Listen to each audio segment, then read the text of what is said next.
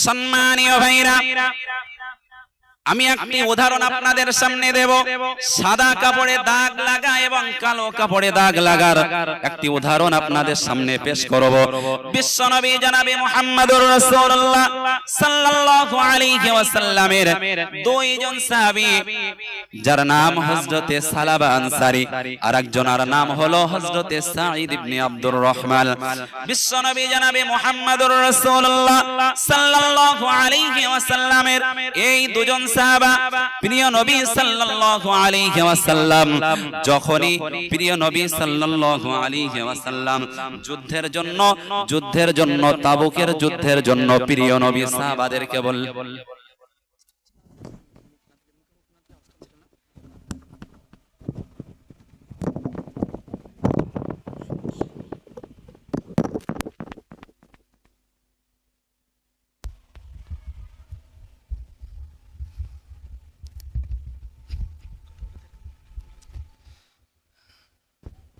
দেখি এবার কিরকম হয়। ঠিক আছে, মোটামুটি হবে।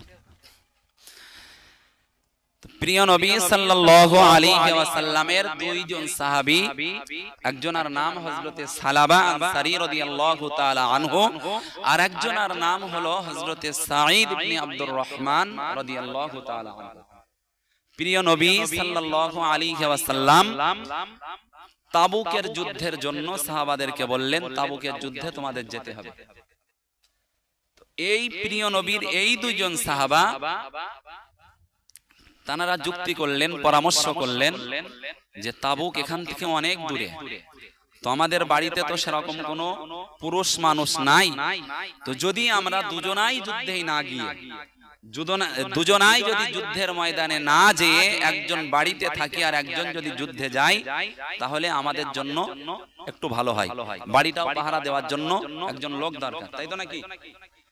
সম্মানীয় ভাইরা, তাদের পরামর্শ অনুযায়ী হযরতে সাঈদ ইবনে আব্দুর রহমান প্রিয় নবী সাল্লাল্লাহু আলাইহি ওয়াসাল্লামের সাথে যুদ্ধে চলে গেলেন। আর হযরতে সালাবা আনসারী রাদিয়াল্লাহু তাআলা আনহু তিনি বাড়িতে আছেন বাড়ি পাহারা দেওয়ার জন্য। সম্মানিত ভাইরা, হযরতে সালাবা আনসারী রাদিয়াল্লাহু তাআলা আনহু তিনি বাড়িতে আছেন, বাড়ি পাহারা দিচ্ছেন, তার ডিউটি তিনি পালন করছেন। হযরতে আব্দুর সাঈদের বাড়ির সামনে তিনি ঘোরাঘুরি করছেন। তার মনের ভিতরে হঠাৎ করে উদয় হলো, মনের ভিতরে উদয় হলো সালাবার অন্তরের ভিতরে কে যেন বলছে, সালাবা তুমি যে ঘরের সামনে দাঁড়িয়ে তুমি পায়চারি করছো, যে ঘরের সামনে দাঁড়িয়ে তুমি পাহারা দিচ্ছ, ওই ঘরের পর্দাটা একটু সরিয়ে দেখো, ওই ঘরের ভিতরে তোমার জন্য যেন কে অপেক্ষা করছে। সম্মানীয় ভাইরা, প্রিয় নবী সাল্লাল্লাহু আলাইহি ওয়াসাল্লাম হাদিস শরীফের ভিতরে বলেন, আসহাবি কান নুজুম, আমার প্রত্যেকটি সাহাবা আকাশের এক একটি তারকা সদৃশ্য। আমার যে কোন সাহাবার যে কেউ যদি অনুসরণ করে, আমার যে কোন সাহাবার যে কেউ যদি অনুসরণ করে, তাহলে সে ব্যক্তি অবশ্যই হেদায়েত পেয়ে যাবে। সুবহানাল্লাহ। সেই রকম একজন সাহাবা হযরতে সালাবা আনসারী, তার মনের ভিতরে উদয় হচ্ছে, সালাবা তুমি যে ঘরের সামনে দাঁড়িয়ে আছো, ওই ঘরের ভিতরে কে যেন তোমার জন্য অপেক্ষা করছে, তুমি ঘরের পর্দাটা একটু সরিয়ে দেখো। হযরতে সালাবার মনের ভিতরে কোনো রকম কুমন্ত্রণা নেই, কুধারণা নেই, মনের ভিতরে কোনো খারাপ নিয়ত নেই। যখনই তার মনের ভিতরে উদয় হলো, পর্দাটা সরাও, হযরতে সালাবা আনসারী ওই ঘরের পর্দাটা সরাতে গেলেন। আর ঘরের ভিতরেই দাঁড়িয়েছিলেন হযরতে সাঈদের স্ত্রী হযরতে সালাবা আনসারী রাদিয়াল্লাহু তাআলা আনহু। যখন ঘরের দরজার পর্দাটা সরাতে গেলেন, আর হযরতে সাঈদের স্ত্রীর গায়ে অজানাই না জানাই একটু হাতটা লেগে গেল।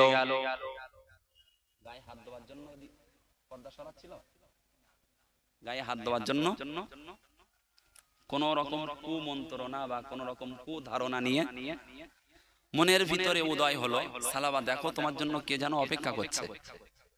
হয়তো অনেক সময় এরকম আমাদের হয় না, তো সালাবার মনের ভিতরে কোনো পাপ নেই, কোনো গোনা নেই। প্রিয় নবী যে সাহাবাদের সম্পর্কে বলেন, আসহাবিকান নুজুম, আমার প্রত্যেকটি সাহাবী আকাশের এক একটি তারকা সদৃশ। আমার যে কোন সাহাবার তোমরা অনুসরণ যদি করো তাহলে তোমরা প্রত্যেকেই সঠিক পথ পেয়ে যাবে। আরো একবার মোহাব্বত করে বলুন সুবহানাল্লাহ। সেই সালাবা আনসারী মনে কোন রকম খারাপ নিয়ত না নিয়ে পর্দা সরাতে গেলেন। ঘরের ভিতরে ছিল সাঈদের স্ত্রী, তানার গায়ে হাতটা লেগে গেল। আচ্ছা, আমাদের নিকটে, আমাদের নজরে একটু সমীক্ষা করুন, আমাদের নজরে এই জিনিসটা পাপ? কথা বলেন একটু। এত কিছু মনেই করি না আমরা, কিছু মনে করি? অজানাই যদি কোনো মেয়ে ছেলের, বেগানা মেয়ে ছেলের গায়ে যদি হাত লাগে তো আমরা এটাকে পাপ বলে মনে করি না। এর চাইতে আরো কত কি হয়ে যাচ্ছে সেগুলোর জন্য তাই তওবা করছি না, তাই তো নাকি? সম্মানীয় ভাইরা, হযরতে সালাবা আনসারী রাদিয়াল্লাহু তাআলা আনহু শুধুমাত্র একটু গায়ে হাত লাগার কারণে, না জানাই গায়ে হাত লাগার কারণে তিনি নিজেকে এত বড় আসামি মনে করতে লাগলেন। তিনি মনে মনে এতটা অপরাধী নিজেকে মনে করতে লাগলেন। না না না, এরপরে তো আর কিচ্ছু হয়নি। হযরতে সালাবা আনসারী রাদিয়াল্লাহু তাআলা আনহু তিনি মনে মনে ধারণা করলেন, আমার মতো পাপীকে, আমার মতো গুনাহগার, আমার মতো অপরাধীকে এই সমাজে সাধারণ মানুষের মতো জীবন যাপন করাটা ঠিক হবে না। যত সময় পর্যন্ত আমি যে অন্যায় করেছি, আমি যে পাপ করে ফেলেছি, আমি যে অপরাধ করে ফেলেছি, এই পাপ থেকে যত সময় আমি মাপ না পাবো, যত সময় আল্লাহর কাছ থেকে আমি সাধু সার্টিফিকেট না পাবো, তত সময় আমি এই মদিনাতে জনসমকক্ষে আমি থাকবো না, জনসম্মুখে আমি থাকবো না, অন্যান্য মানুষের মতো আমি জীবন যাপন করব না। হযরতে সালাবা আনসারী রাদিয়াল্লাহু তাআলা আনহু আল্লাহর কাছে দুটো হাত তুলে ফরিয়াদ করতে লাগলেন, ওগো রব্বুল আলামিন আল্লাহ, আমি সালাবা অনেক অপরাধ করে ফেলেছি, পাপ করে ফেলেছি, গুনাহ করে ফেলেছি, ভুল করে ফেলেছি। আল্লাহ যদি আমাকে ক্ষমা না করেন তাহলে কঠিন কিয়ামতের দিন, মুসিবতের সময় আপনার জাহান্নামে পড়ার মতো শক্তি আমি সালাবা আমার নেই। সম্মানীয় ভাইরা, পাপ শুধুমাত্র একটি। সালাবা এতটা নিজেকে দোষী মনে করতে লাগলেন, এতটা নিজেকে খাটো মনে করতে লাগলেন, নিজেকে অপরাধী এতটা মনে করতে লাগলেন, তিনি মদিনা থেকে বার হয়ে চলে গেলেন। মদিনাতে আমার মতো পাপীকে মদিনায় থাকা ঠিক নয়, আমি চলে যাব, নির্জনে যাব, আল্লাহর কাছে কান্নাকাটি করব। সম্মানীয় ভাইরা, হযরতে সালাবা আনসারী রাদিয়াল্লাহু তাআলা আনহু মদিনা থেকে বার হয়ে চলতে চলতে চলতে চলতে চলতে চলতে জঙ্গল পার হয়ে, বন পার হয়ে, মরুভূমি পার হয়ে একটি পাহাড়ের পাদদেশে গিয়ে, পাহাড়ের অপর সাইডে গিয়ে সেখানে নির্জনে বসে আল্লাহর কাছে দুটো হাত তুলে রোনা জারি করতে লাগলেন। নামাজের ভিতরে, নামাজের বাইরে, রুকুতে, সেজদাতে সর্ব সময় আল্লাহর কাছে একটাই কথা, আল্লাহ, আমি সালাবা যে পাপ করেছি, আমি সালাবা যে অন্যায় করেছি, যদি আমার এই পাপ না মাফ করেন, যদি আমার এই অন্যায় যদি আল্লাহ ক্ষমা না করেন, তাহলে আমি সালাবা ক্ষতিগ্রস্তদের অন্তর্ভুক্ত হয়ে যাব, আমি সালাবা ধ্বংস হয়ে যাব, আমি সালাবা আপনার জাহান্নামে পড়ে যাব। আপনার জাহান্নাম সহ্য করার মতো শক্তি আমি সালাবা আমার নাই। ওগো রব্বুল আলামিন, যে গুনাহ আমি করেছি আপনি ক্ষমা করে দেন। হযরতে সালাবা আনসারী রাদিয়াল্লাহু তাআলা আনহু অঝর নয়নে সর্ব সময় নামাজে, নামাজের বাইরে, রুকুতে, সেজদাতে, কিয়ামে সর্ব সময় আল্লাহর কাছে তিনি কান্নাকাটি করতে লাগলেন। কারণ একটাই মাত্র অন্যায়, না জানা, না জেনে একজন অপরিচিত মহিলার গায়ে হাত লেগে গিয়েছে।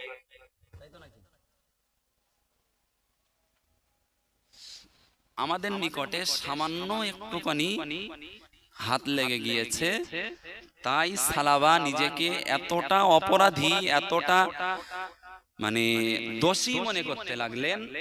মদিনায় থাকলেন না, চলে গেলেন নির্জনে, পাহাড়ের একটা নিচেই বসে বসে আল্লাহর কাছে সর্বসময় কান্নাকাটি করতে লাগলেন, আল্লাহ যে অন্যায় আমি করেছি, যে অন্যায় আমি করে ফেলেছি, যদি মাফ না করেন তাহলে আমি সালাবা, আমার কোনো রাস্তা নাই, আমি সালাবা আমি বাঁচতে পারবো না, আমি সালাবা ধ্বংস হয়ে যাব। আল্লাহ আমার গুনাহটাকে, আমার পাপটাকে, আমার অন্যায়টাকে আল্লাহ ক্ষমা করুন।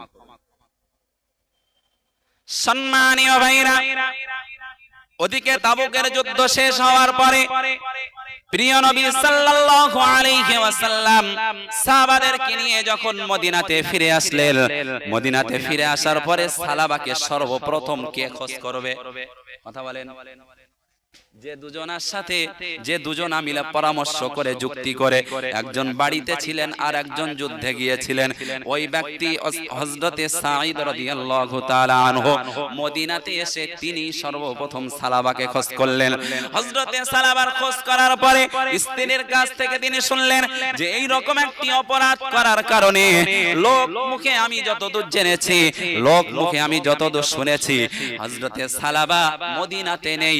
তিনি নিজেকে এতটা দোষী মনে করলেন, এতটা অপরাধী মনে করলেন, তিনি মদিনা ছেড়ে অন্য কোথায় চলে গিয়েছেন। হযরতে সাঈদ ইবনে আব্দুর রহমান রাদিয়াল্লাহু তাআলা আনহু, হযরতে সালাবা আনসারী রাদিয়াল্লাহু তাআলা আনহুর তিনি একজন বন্ধু, ওই বন্ধুর খাতিরে সালাবাকে খোঁজার জন্য সাঈদ বার হয়ে গেলেন। সম্মানীয় ভাইরা, হযরতে সাঈদ ইবনে আব্দুর রহমান হযরতে সালাবাকে খুঁজতে বার হয়ে গেলেন। খুঁজতে খুঁজতে খুঁজতে খুঁজতে মরুভূমি পার হয়ে, বন জঙ্গল পার হয়ে যখন সালাবার কাছে গিয়ে পৌঁছালেন, হযরতে সাঈদ বলেন, আমি গিয়ে দেখি হযরতে সালাবা নামাজের ভিতরে সিজদায় গিয়ে আল্লাহর কাছে অঝর নয়নে কান্নাকাটি করছেন, আর একটাই কথা, আল্লাহ যে অন্যায় আমি করে ফেলেছি, যে ভুল আমি করেছি, আল্লাহ যে অপরাধ আমি করেছি, যদি আপনি ক্ষমা না করেন, মাফ না করেন, তাহলে আমি সালাবা ক্ষতিগ্রস্তদের অন্তর্ভুক্ত হয়ে যাব। সম্মানীয় ভাইরা, হযরতে সাঈদ ইবনে আব্দুর রহমান সালাবাকে সালাম দিয়ে বলেন, ওগো সালাবা, তুমি বাড়িতে চলো, প্রিয় নবী সাল্লাল্লাহু আলাইহি ওয়াসাল্লাম মদিনাতে ফিরে এসেছেন, তানার কাছে গিয়ে যদি তুমি তোমার সবকিছু ঘটনা বলো, তাহলে প্রিয় নবী সাল্লাল্লাহু আলাইহি ওয়াসাল্লাম তোমার ক্ষমার রাস্তা হয়তো দেখিয়ে দিতে পারে। সম্মানীয় ভাইরা, হযরতে সালাবা আনসারী রাদিয়াল্লাহু তাআলা আনহু তিনি কোনো মতেই বাড়িতে আসবেন না, কোনো মতেই বাড়িতে আসার জন্য তিনি রাজি নন। সর্বশেষ হযরতে সালাবা আনসারী রাদিয়াল্লাহু তাআলা আনহু সাঈদকে বললেন, ওগো ভাই সাঈদ, আমি যে পাপী, আমি যে অপরাধী, আমি যে আসামি, আমি স্বাভাবিকভাবে মদিনাতে প্রবেশ করব না। যদি তুমি আমার হাতে পায়ে দড়ি বেঁধে আসামির মতো টানতে টানতে মদিনাতে নিয়ে যেতে পারো, তাহলে আমি সালাবা ওই শর্তে মদিনাতে যাব, তা না হলে আমি মদিনাতে যাব না। পাপ কটা? পাপ কটা? কথা বলেন একটু, পাপ কটা? একটা। এরকম পাপ হলি তো আমরা কিছু মনেই করি না। সেই সালাবা আনসারী রাদিয়াল্লাহু তাআলা আনহু একটি মাত্র সামান্য অপরাধ আমাদের নিকটে, সেই অপরাধের জন্য হযরতে সাঈদ বলছে বাড়ি চলো, সালাবা বলছে বাড়ি যেতে পারি, শর্ত হলো আমার হাতে পায়ে দড়ি বেঁধে একজন আসামিকে যেমন টানতে টানতে নিয়ে যাই, যদি তুমি আমাকে ঠিক সেই রকম ভাবে নিয়ে যেতে পারো, তাহলে আমি বাড়ি যেতে রাজি, অন্যথায় বাড়ি যেতে আমি পারবো না। এখন সাঈদ ইবনে আব্দুর রহমান হযরতে সালাবা আনসারী রাদিয়াল্লাহু তাআলা আনহুর খুব বন্ধু, খুব বন্ধু, হাতে পায়ে দড়ি দেওয়ার তানারও ইচ্ছা না, তারপরেও তানাকে বাড়ি নিয়ে যাওয়ার জন্য, তানাকে মদিনাতে নিয়ে যাওয়ার জন্য, প্রিয় রাসূল সাল্লাল্লাহু আলাইহি ওয়াসাল্লামের কাছে নিয়ে যাওয়ার জন্য বাধ্য হয়ে হযরতে সালাবা আনসারী রাদিয়াল্লাহু তাআলা আনহুর হাতে পায়ে দড়ি বেঁধে টানতে টানতে মদিনাতে নিয়ে আসলেন। পাপ কটা? বাপ, একটু চিন্তা করুন, আমরা কোথায় আর তানারা কোথায়? সম্মানীয় ভাইরা, হযরতে সালাবা আনসারী রাদিয়াল্লাহু তাআলা আনহুকে হযরতে সাঈদ ইবনে আব্দুর রহমান হাতে পায়ে দড়ি বেঁধে টানতে টানতে যখন মদিনাতে নিয়ে আসলেন, মদিনাতে নিয়ে আসার পরে হযরতে সালাবা আনসারী বাড়িতে আসলেন। বাড়িতে আসার পরে তার একজন কলিজার টুকরি সন্তান, কন্যা সন্তান, যার নাম ছিল খামসানা, যার নামটা ছিল খামসানা। প্রিয় নবীর প্রিয় সাহাবী হযরতে সালাবা আনসারী রাদিয়াল্লাহু তাআলা আনহু, তিনি তার কলিজার টুকরি সন্তানকে নিয়ে চলে গেলেন হযরতে আবু বকর সিদ্দিক রাদিয়াল্লাহু তাআলা আনহুর দরবারে। ওগো আবু বকর সিদ্দিক, প্রিয় নবী সাল্লাল্লাহু আলাইহি ওয়াসাল্লামের সবচাইতে প্রিয় সাহাবী তুমি, সবচাইতে প্রিয় সাহাবী তুমি। আমি সালাবা একটি অন্যায় করে ফেলেছি, আমি সালাবা একটি পাপ করে ফেলেছি, আমি সালাবা একটি অন্যায় করেছি, ভুল করেছি। ওগো আল্লাহ পাকের প্রিয় নবীর প্রিয় সাহাবী সিদ্দিক আকবর আবু বকর সিদ্দিক রাদিয়াল্লাহু তাআলা আনহু, আমাকে একটু তওবা পড়িয়ে দেন, তওবা পড়িয়ে দেন। সম্মানীয় ভাইরা, হযরত আবু বকর সিদ্দিক রাদিয়াল্লাহু তাআলা আনহু তিনি সালাবার মুখ থেকে সবকিছু বর্ণনা শোনার পরে সালাবাকে বললেন, ওগো সালাবা, তুমি যে অন্যায় করেছো আমি তোমার তওবা পড়াতে পারবো না, তওবা পড়াতে আমি পারবো না, আর তুমি আমার দরবারেও থেকো না, তুমি আমার দরবার থেকে চলে যাও। এটা শোনার পরে তার মনের ভেতরে কি আনন্দ হবে না আরো ভেঙে পড়বে? ভেঙে পড়বে। সম্মানীয় ভাইরা, হযরতে সালাবা আনসারী রাদিয়াল্লাহু তাআলা আনহু হযরতে আবু বকরের দরবার থেকে ফিরে আসার পরে তিনি চলে গেলেন মুসলিম জাহানের দ্বিতীয় খলিফা হযরতে ওমর ফারুক রাদিয়াল্লাহু তাআলা আনহুর কাছে। হযরতে ওমর ফারুক রাদিয়াল্লাহু তাআলা আনহুর কাছে গিয়ে বললেন, ওগো আল্লাহ পাকের নবীর প্রিয় সাহাবী হযরতে ওমর ফারুক, আমি এমন একটি পাপ করে ফেলেছি, আমি এমন একটি গুনাহ করে ফেলেছি, আমার ওই গুনাহ থেকে, আমার ওই পাপ থেকে আপনি একটু আমাকে তওবা পড়িয়ে দেন। সম্মানীয় ভাইরা, হযরতে সালাবা আনসারী রাদিয়াল্লাহু তাআলা আনহুর মুখে তার পাপের বর্ণনা শোনার পরে, তার গুনাহের বর্ণনা শোনার পরে, তার অপরাধের বর্ণনা শোনার পরে হযরতে ওমর ফারুক রাদিয়াল্লাহু তাআলা আনহু বলেন, ওগো সালাবা, তুমি যে অন্যায় করে ফেলেছো, তুমি যে পাপ করে ফেলেছো, না না না, আমি তোমাকে তওবা পড়াতে পারবো না, এবং তুমি আমার দরবারেও থেকো না, আমার দরবার থেকে তুমি চলে যাও। হযরতে সালাবা আনসারী আরো নিজে ভেঙে পড়লেন। আরো ভেঙে পড়ার পরে মনের ভিতরে আবারও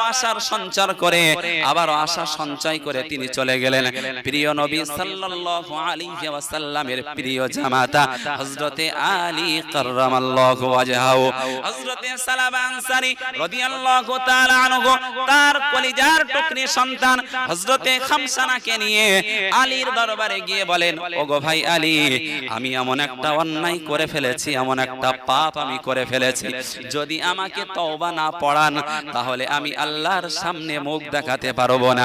হযরতে আলী রাদিয়াল্লাহু তাআলা আনহু তিনিও হযরতে সালাবার অপরাধের বর্ণনা শোনার পরে, হযরতে সালাবার পাপের কথা শোনার পরে হযরতে আলীও বললেন, ওগো সালাবা, আমি তোমাকে তওবা পড়াবো না, এবং তুমি আমার দরবারেও থেকো না, আমার দরবার থেকে চলে যাও। এরপরে আর মনের ভিতরে আশা থাকতে পারে? যেখানে হযরতে আবু বকর ফিরিয়ে দিল, হযরতে ওমর ফিরিয়ে দিল, হযরতে আলীও ফিরিয়ে দিল, সালাবা অত্যন্ত ভেঙে পড়লেন যে আমার এই গুনাহ হয়তো মাফ হবে না, আমার এ গুনাহ, এ ভুল, এ অন্যায় হয়তো মাফ হবে না, আমাকে জাহান্নামে যেতেই হবে। হযরতে সালাবা আনসারী রাদিয়াল্লাহু তাআলা আনহু একেবারেই ভেঙে পড়লেন। ভুল কটা বাবু? ভুল একটা। সম্মানীয় ভাইরা, হযরতে সালাবা আনসারী রাদিয়াল্লাহু তাআলা আনহু তিনি আবার মনের ভিতরে আশা সঞ্চয় করলেন যে এখনো প্রিয় নবী সাল্লাল্লাহু আলাইহি ওয়াসাল্লাম দুনিয়াতে বেঁচে আছেন। প্রিয় নবী সাল্লাল্লাহু আলাইহি ওয়াসাল্লামের কাছে কেউ কোনো কিছু দাবি দাওয়া নিয়ে গেলে কেউ খালি হাতে ফেরে না। কথা বলেন? প্রিয় নবীর কাছে কেউ কোনো আশা নিয়ে গেলে খালি হাতে ফেরে না। হযরতে সালাবা আনসারী রাদিয়াল্লাহু তাআলা আনহু তিনিও মনে মনে ঠিক করলেন আমি নবীর কাছে যাব, আবু বকর ফিরিয়ে দিতে পারে, ওমরও ফিরিয়ে দিতে পারে, হযরতে আলীও আমাকে তওবা নাও পড়াতে পারে, কিন্তু প্রিয় নবী সাল্লাল্লাহু আলাইহি ওয়াসাল্লাম তিনি আর আমাকে ফিরিয়ে দেবেন না, ঠিক কিনা বলেন? হযরতে সালাবা আনসারী রাদিয়াল্লাহু তাআলা আনহু নিজের কলিজার টুকরি সন্তান খামসানেকে নিয়ে প্রিয় নবী সাল্লাল্লাহু আলাইহি ওয়াসাল্লামের দরবারে চলে গেলেন। প্রিয় নবী সাল্লাল্লাহু আলাইহি ওয়াসাল্লামের দরবারে গিয়ে বলেন, ইয়া রাসূলুল্লাহ, ইয়া হাবিবাল্লাহ, হুজুর আমি সালাবা এমন একটা অন্যায় করে ফেলেছি, আমি সালাবা এমন একটা পাপ করে ফেলেছি, আমি সালাবা এমন একটা অপরাধ করে ফেলেছি, ইয়া রাসূলুল্লাহ আপনি যদি আমাকে তওবা না পড়িয়ে দেন তাহলে আমি সালাবা আল্লাহর সামনে দাঁড়াতে পারবো না। সম্মানীয় ভাইরা, প্রিয় নবী সাল্লাল্লাহু আলাইহি ওয়াসাল্লাম সর্বসময় যে সকলের দাবি দাওয়া পূরণ করেছে কথাটা একেবারেই সত্য নয়। অনেক সময় প্রিয় নবী অনেকের দাবি দাওয়া না পূরণ করেও তাড়িয়ে দিয়েছে, পাঠিয়ে দিয়েছে, ঠিক কিনা?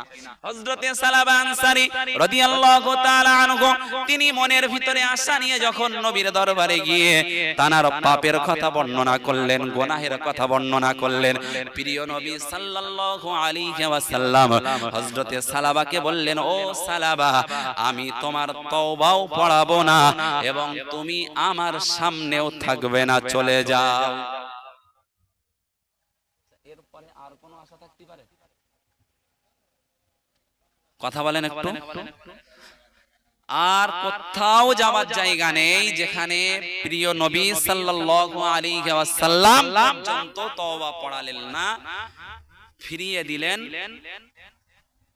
হযরতে সালাবা এবারে একেবারেই নিরাশ, আর কোনো আশা নেই, কোনো আশা নেই। যেখানে আবু বকর ফিরিয়ে দিল, ওমর ফিরিয়ে দিল, হযরতে আলী তওবা পড়ালো না, এমন কি প্রিয় নবী সাল্লাল্লাহু আলাইহি ওয়াসাল্লাম তিনিও আমাকে ফিরিয়ে দিলেন। আমি সালাবা এই অভিশপ্ত জীবন নিয়ে, এই পাপের বোঝা নিয়ে, এই অপরাধ নিয়ে আমি এই মদিনাতে লোকালয়ে আমি সকলের মতো জীবন যাপন করতে পারবো না। আমি আবার চলে যাব যেখানে ছিলাম। যত সময় পর্যন্ত আল্লাহ আমাকে ক্ষমা না করবেন তত সময় পর্যন্ত আমি আর ফিরে আসবো না। মুহাব্বতে দরুদ শরীফ আল্লাহুম্মা